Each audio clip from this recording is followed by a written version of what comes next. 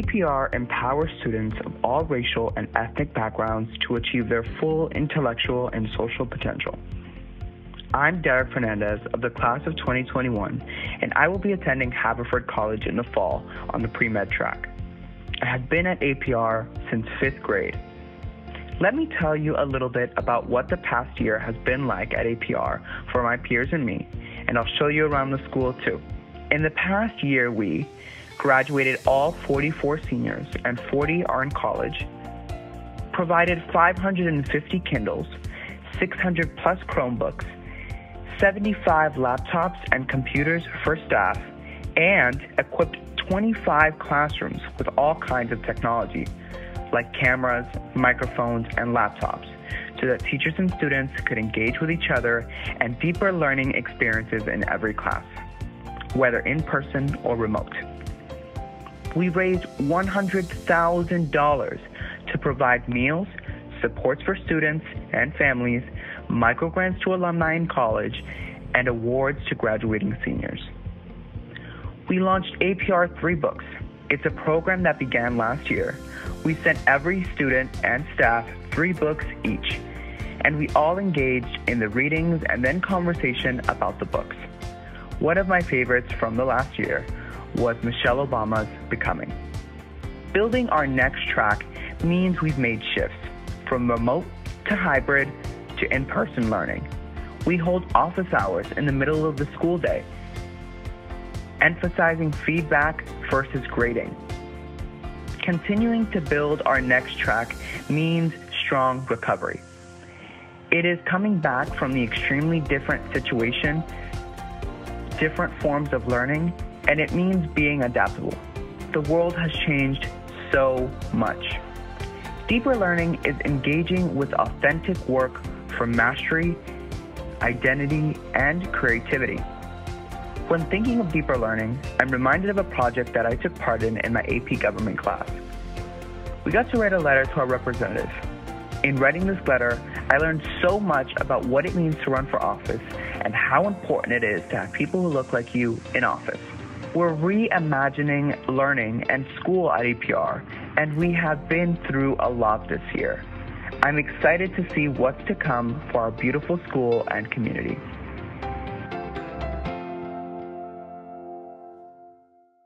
Good evening, everyone. I hope you enjoyed a glimpse into APR. I'm Derek Fernandez of this year's senior class. I am overjoyed to introduce Afoma Kamalu and Ehikhamhen. They both graduated APR in 2011, about 10 years ago. They are the epitome of focused minds and big hearts. You'll see what that means when you meet them. Now, it's important to note that we've pre-recorded Isi and Ifoma's conversation, so while they won't be answering questions live, they are here with us. Let's be sure to share our love and shoutouts in the chat. Afoma Kamalu is a third-year medical student at the Geisel School of Medicine at Dartmouth College and is a recent MBA program admittee. After graduating from APR, Afoma attended Brown University, where she concentrated in health and human biology with a sub-focus in international health, disease, and culture. Ehikhamhen graduated from the College of the Holy Cross in 2015 with a BA in Mandarin. She went on to graduate from Suffolk University Law School and worked at a civil litigation law firm. Currently, she is the CEO and founder of 2 upcoming businesses: Reclaim Dignity, a brand company that inspires the oppressed to stand up for their rights, and Isi Decor, an event design and planning company. Welcome back, Isi and Afoma. Hi, everyone. We are so happy to be here. So when we asked what we should talk about, we got a bunch of questions from the APR community, students and staff. So we have a bunch of questions on these cards. If you show them. Yes. And we're just going to be, answering these questions, and we hope you guys enjoy the conversation. Okay, so I guess I'll start with question number 1. How did you meet? How did we meet? So we definitely met through our mutual friend Oninia, who I knew of because we grew up in the same neighborhood and we happened to be in the same homeroom 2, repping. And I believe Ifeoma knew because they grew up together in school and in church, family friends. But me and Ifeoma, we definitely became best friends, I'd say, in the 7th grade while we were on the varsity basketball team together. Oh yeah, I agree with everything EC just said. It was definitely 7th grade where we really became best friends. And I remember like it was yesterday, honestly. I was in Mr. Knight's office with EC and he was doing everything he could to convince me to join the basketball team, and I was not having it because I knew I'd embarrass myself. EC had played basketball for years before 6th grade. I had never played before, in an organized fashion at least. And I just remember going to the first practice with EC and like traveling, double dribbling, everything you could think of, I was doing it. I was only good for rebounds pretty much. And to this day, EC will make fun of me for being terrible in 7th grade. That is not even facts. The former what she said was definitely true. That definitely happened during the tryouts, but she made the team in the 7th grade, might I add, the varsity team. Not only that, but we definitely helped win the championships for the first time. Ooh, go Dragons! At APR. Oh, I still get chills thinking of that game. Like that. Yeah, game. shout out to Mr. Knight for being the best. Right, Damien, of course, our coach. Mm-hmm. Yeah. So moving on, what's the next question that you have? So the next question, what did you bring from APR into your journey after graduating from APR? That is a great question. I would say the first thing is amazing camaraderie. I think I really learned the importance of lifelong friends. Some of the people that were in our class, like I still talk to them to this day. And when I talk to other people who didn't go to APR, they are so shocked that I still have my high school friends. Like that is super huge. Everyone thinks it's weird, but it's commonplace for us, right? You see? Without a doubt, easily. For me, just like you were saying, like it's the other way around. I'm shocked that people don't have the same relationships with their, middle school and high school friends. Mm-hmm. That's really a tell-all for how close we were at APR, and that really leads me to what my answer is in terms of KG Pride. That was definitely the first thing in my head. It was plastered everywhere in APR. We were constantly talking about those 7 virtues, and they have definitely left an impact on me. So just for the people may not know what KG Pride is. So KG Pride stands for K for Kaizen, which means community, which is so important, as Ifeoma was just stating. It's the precise reason why I went to a mid-sized school for college of the Holy Cross. G for Gambate, never giving up. Like, I don't give up. And I'm wondering if that even happened before, APR, but I know without a doubt that it was definitely engraved in me. For sure. P for purpose. Whenever I have a dilemma, I think about what the purpose is. If there's no valid purpose, I can't do it. Moving along. R for respect. I literally have a business circled around this virtue called Reclaim Dignity. So you guys can see how that is extremely important to me. Integrity. I personally can't align myself with somebody who doesn't have integrity. It's very important to me to be able to trust the person that I'm with, for the people around me to be honest. That's another reason why Ifeoma is one of my best friends, because I've never had an issue with that with her.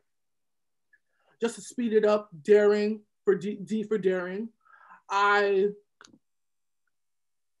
You can attest to this, Ifeoma. I feel as though I'm a very daring human being. Yes. I'm very bold and fearless.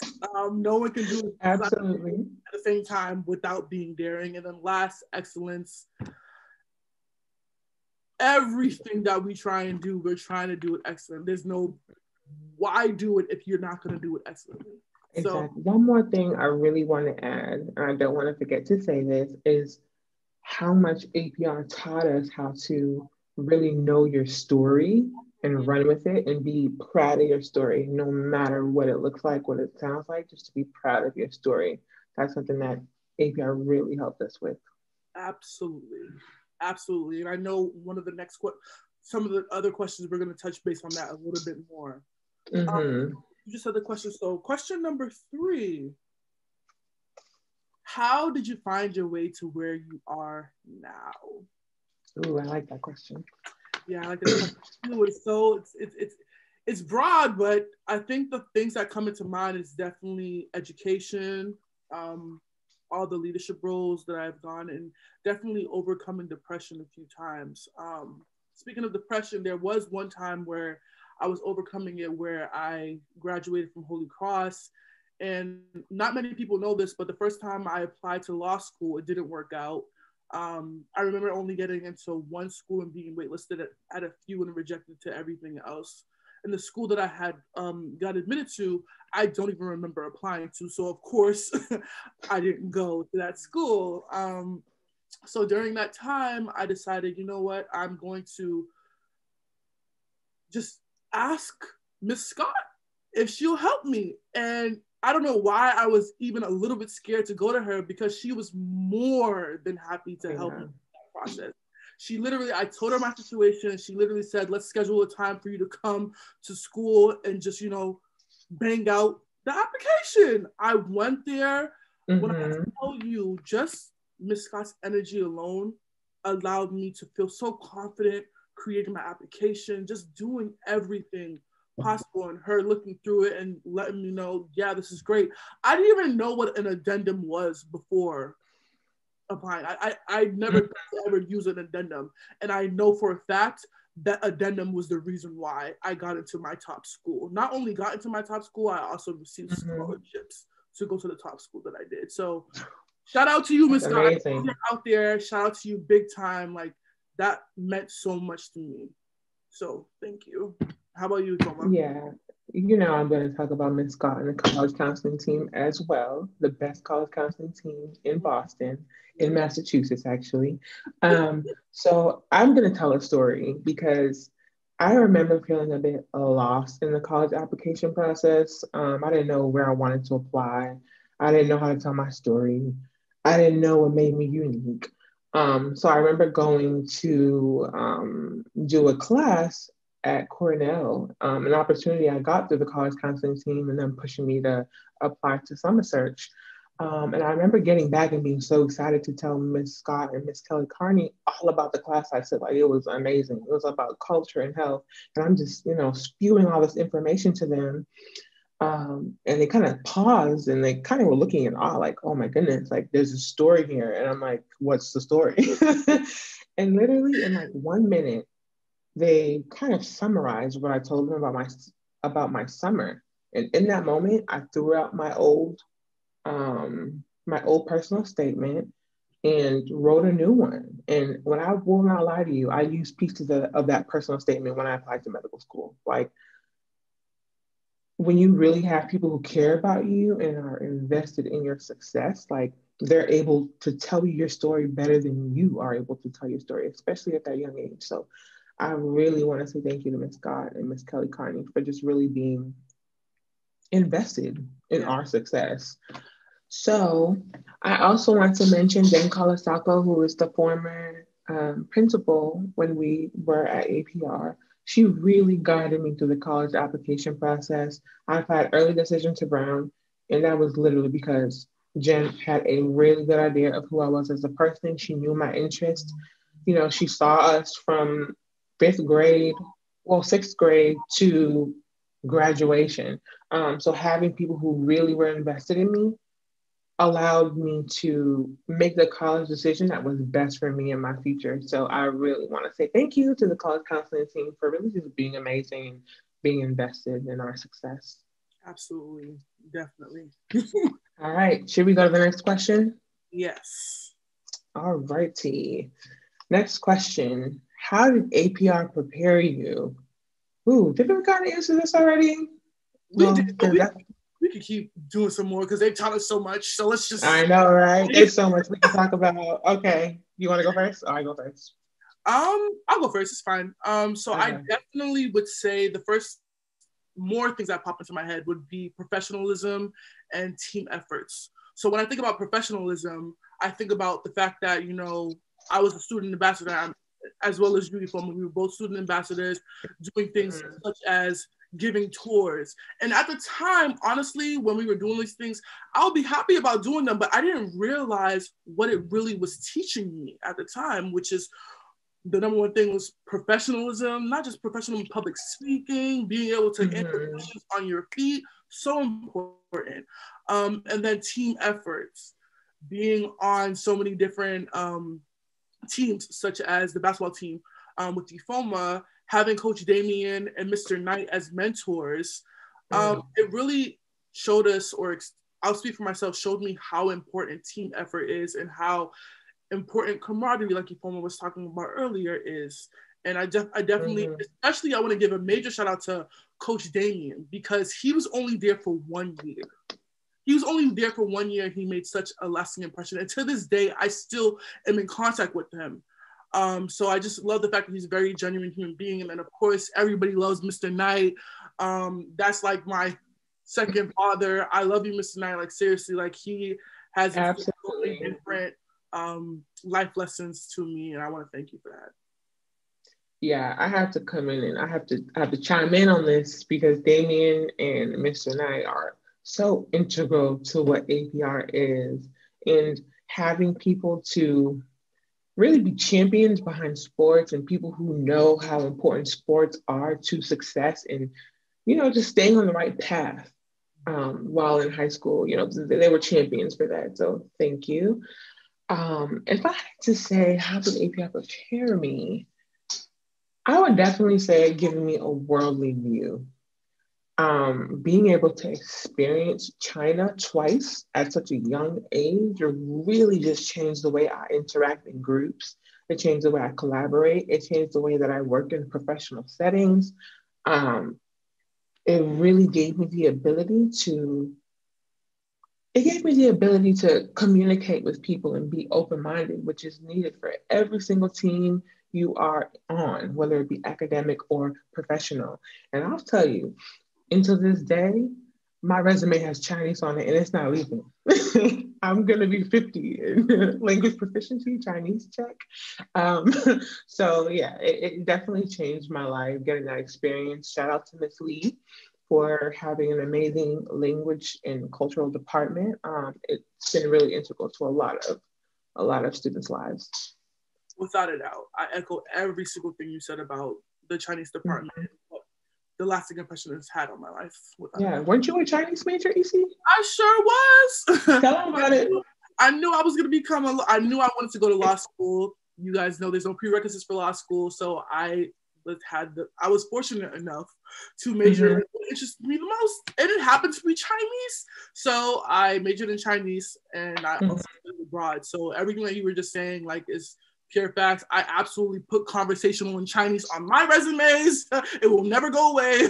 Never. Yeah, like having the worldly view is so important. And it definitely does open your mind, without a doubt.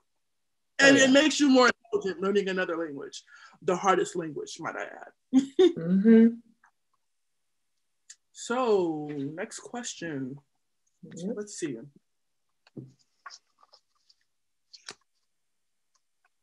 What was your first date like?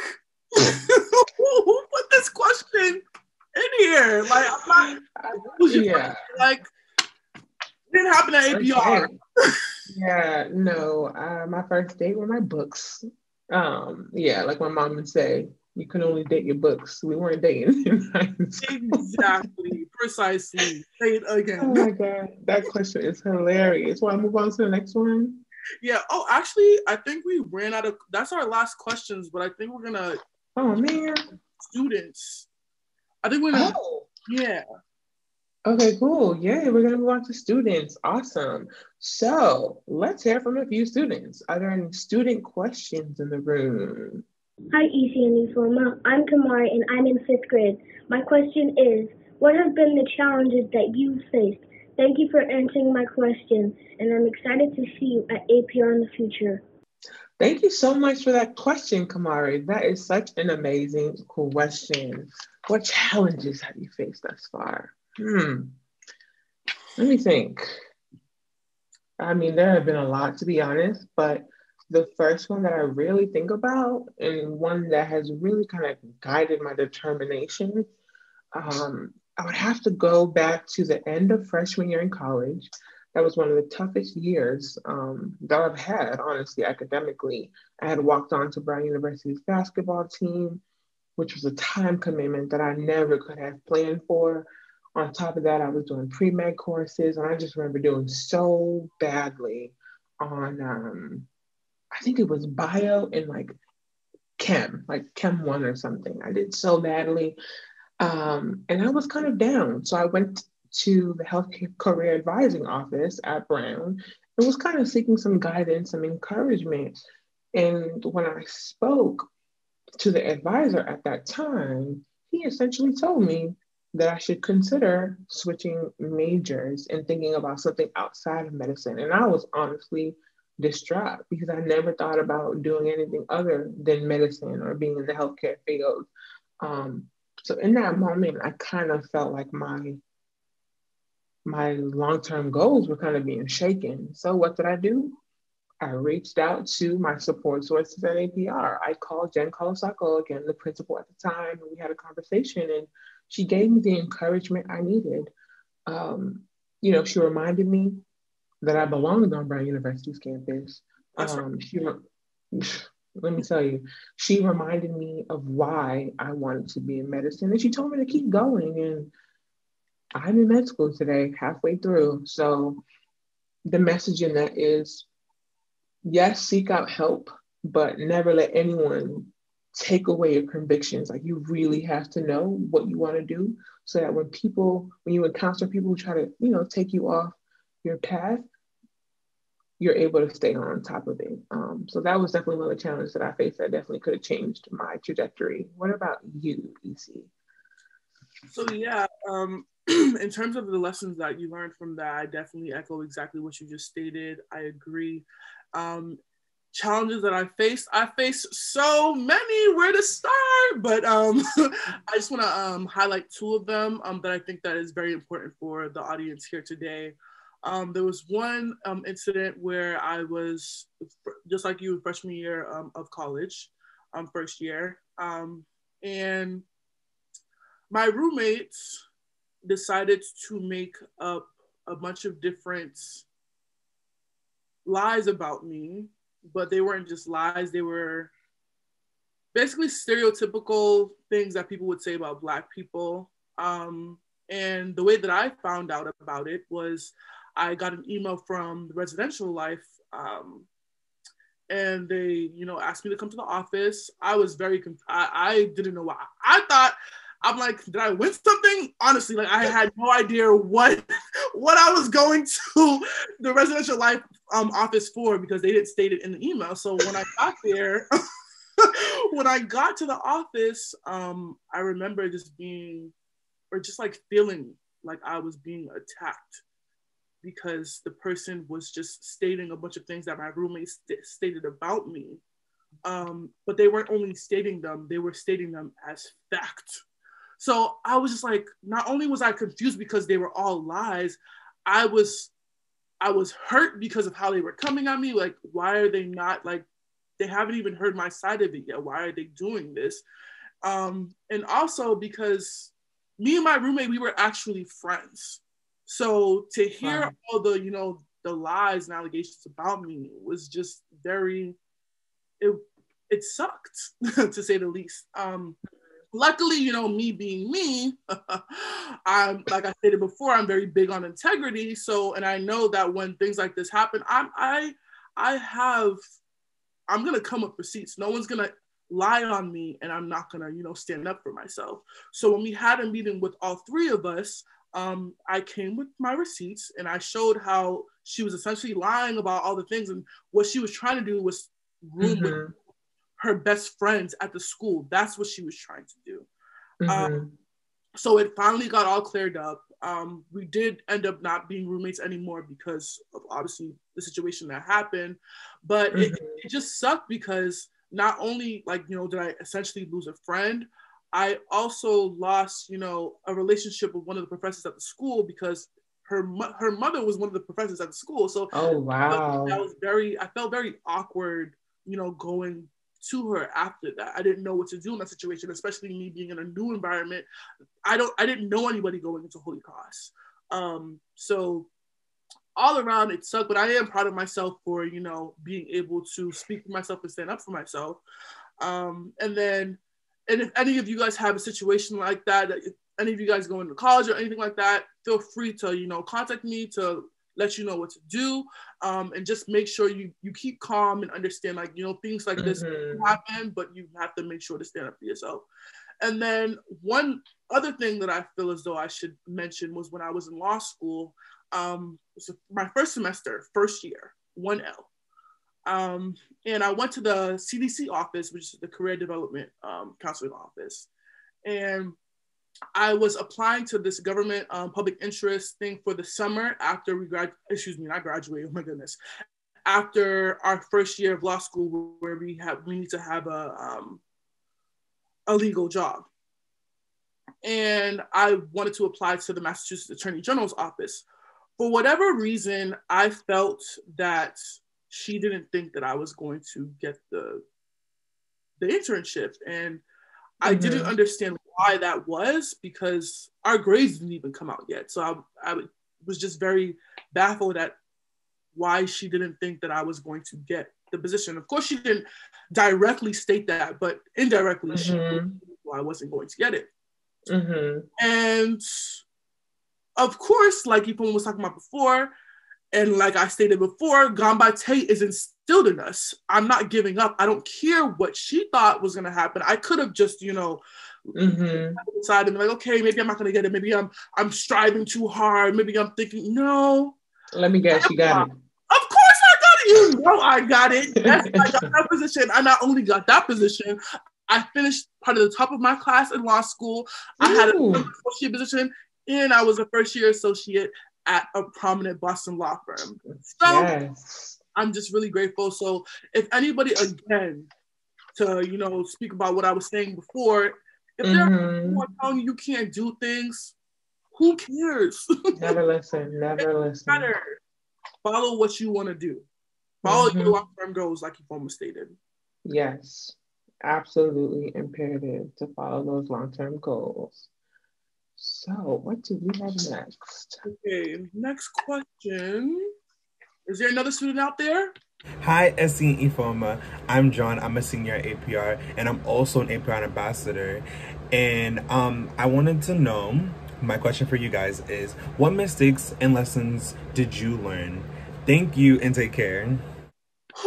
Thank you for that question, John. What mistakes did I make and lessons did I learn? A whole lot. I made a lot of mistakes. I'm not even gonna hold you. Okay. So I think, like I said, I made a lot of mistakes, but I think the biggest mistake that I've ever made was when things didn't go as planned, or when people, made assumptions about me, kind of like what I was speaking about before. Sometimes I allowed it to let my confidence, depreciate. Sometimes without me not even realizing it. And I definitely feel as though that's a huge mistake, because again, you should not allow other people's words or what other people think about you matter. As long as you believe in yourself, that's all that matters. And I think the biggest lesson I learned, again, was to believe in myself. So that's the mistake I made, and the lesson that I learned from that. How about you, Ifeoma? The biggest lesson, I would say, if I had to choose one, like Ishi said, I made so many mistakes. But if I had to choose one, I would say it was rushing. After I graduated in 2015 from college, I felt like I was in a rush, I didn't do pre-med undergrad. I ended up going a different route. So after I left Brown, I did a post-bac program, and you can do it in a year, you can do it in 2 years. It's all up to you. In the end, I ended up taking 4 years total in between college and med school, and that was the best decision I ever could have made.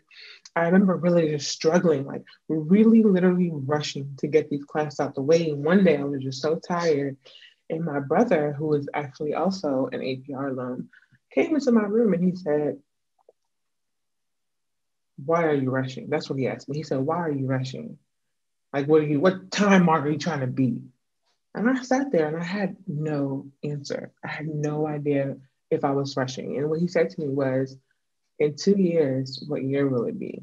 And I answered. And he said, "It's going to be that year no matter what you do."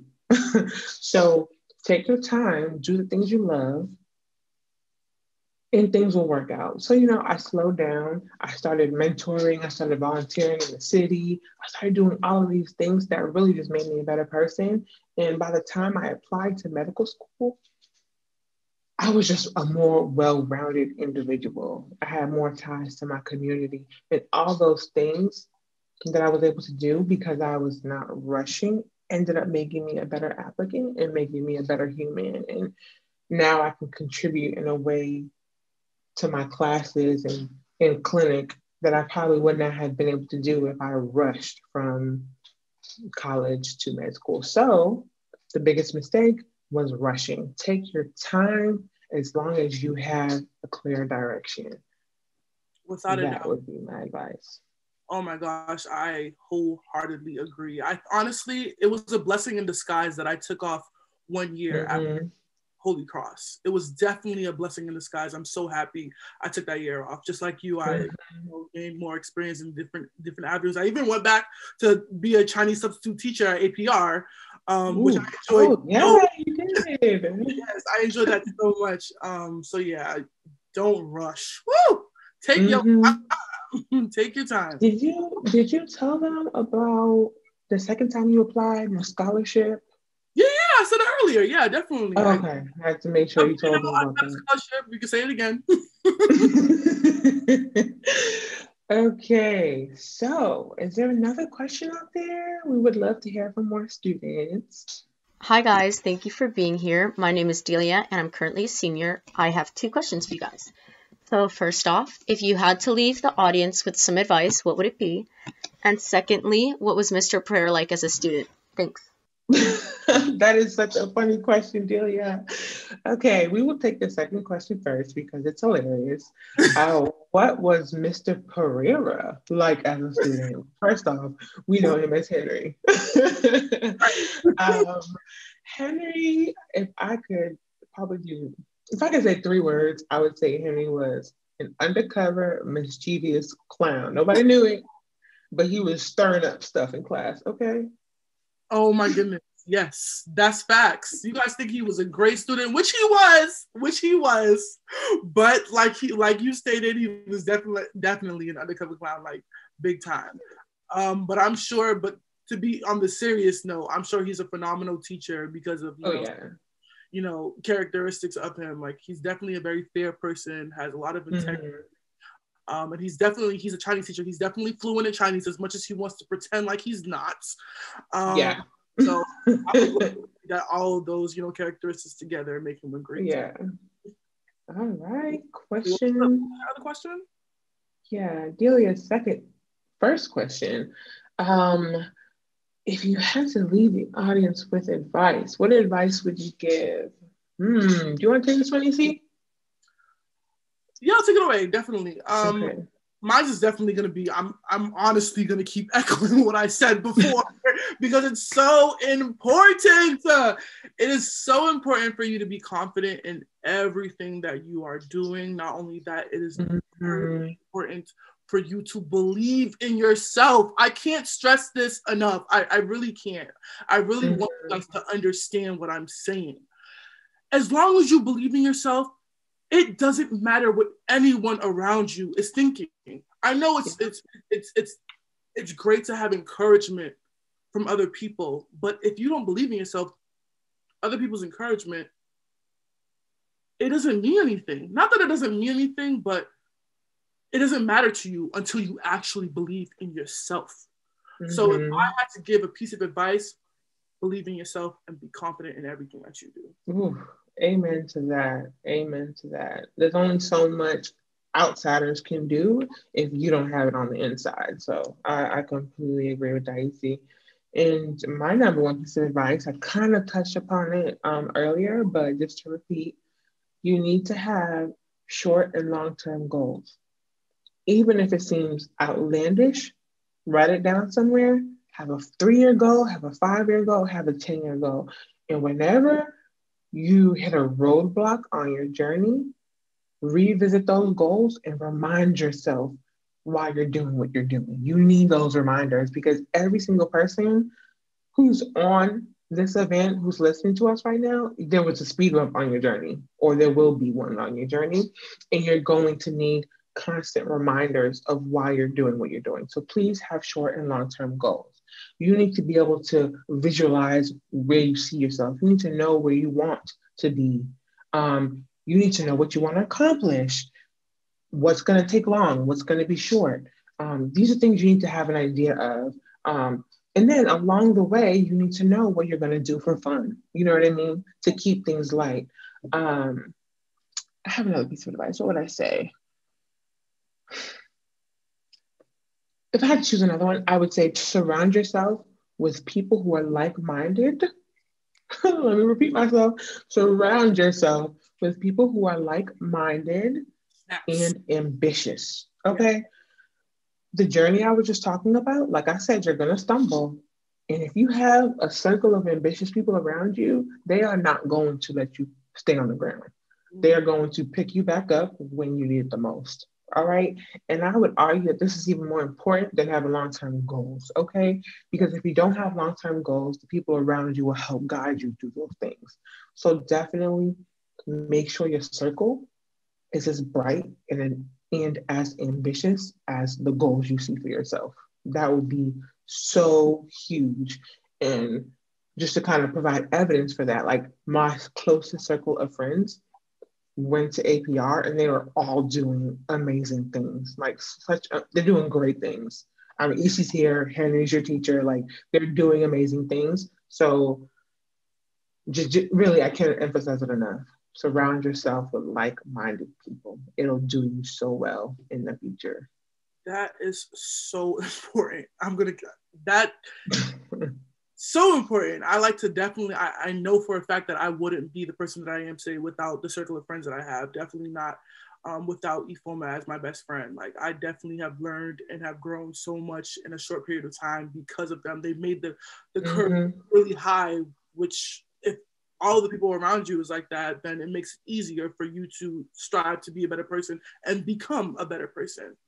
So, honestly, kind of just listening, like kind of having this conversation with you today, I knew APR did a lot for me before, but kind of verbalizing it, honestly, we owe APR so much. And my mom talks about it all the time, like, oh, what would she have done without APR? Like sending her 3 youngest to APR. Like, so yeah, you know, once I graduate from med school, a check will be coming your way. I promise. Yeah, we owe you. I am so happy that we were asked to come. I know. Like this is just the first of many, you know, speaker series with alumni. I'm sure it'll get much better from today on. And like you said before, Ifeoma, like I'm really happy that we actually took the time to reflect on what APR has done for us, because honestly, absolutely. Really reflect, I wouldn't have realized so much. And just like you, I'm definitely making another donation. So yeah, so Mr. Blaisdell, you can take it away now. Hello, I just wanted to jump in here quickly. Hey, Ifeoma. Hi everyone, my name is Henry Pereira, APR Mandarin teacher and APR alum. I just want to share a couple of things about EC and Ifeoma when they were in high school. As far as I can remember, EC and Ifeoma have had the same aspirations since high school when it comes to being a lawyer, judge, or a doctor. For example, EC wanted to debate everything and was not satisfied with any result unless it was supported with facts. Some people saw this as EC wanting to argue all the time, be aggressive, or having a bad attitude. But that was far from the truth. They were just intimidated by how passionate and expressive she was about her interests, by standing up for what's right, supporting those around her, leading those around her, and challenging the status quo. That's exactly what gave birth to her businesses and success in law school. Although sometimes she did go overboard a little bit and tried to argue with Mr. Lissack that 2 plus 2 was not 4. I looked at her like, really? That's what we're doing now? She will say that she doesn't remember this at all, and I can't blame her. I'd want to forget that moment too. But in all seriousness, I'm very proud of her for all of her accomplishments. Ifeoma was also very passionate about becoming a doctor in high school. She's always wanted to be an OBGYN, and I think one part of it is because she's always had a strong appreciation for human life. And as an OBGYN, she would literally help deliver a child to this world. In high school, this strong appreciation of human life allowed her to empathize with people and help anyone who was struggling. When someone needed help, she instinctively went to help them. Her interest in medical field ran so deep that I, unfortunately, suffered. How, you might ask? Well, in high school, she randomly shared photos and videos from the internet of different surgical procedures or injuries, and I would look at her thinking, what is wrong with her? And she would say, that's so disgusting. But her face wasn't of someone who was disgusted, rather that of someone who was very intrigued.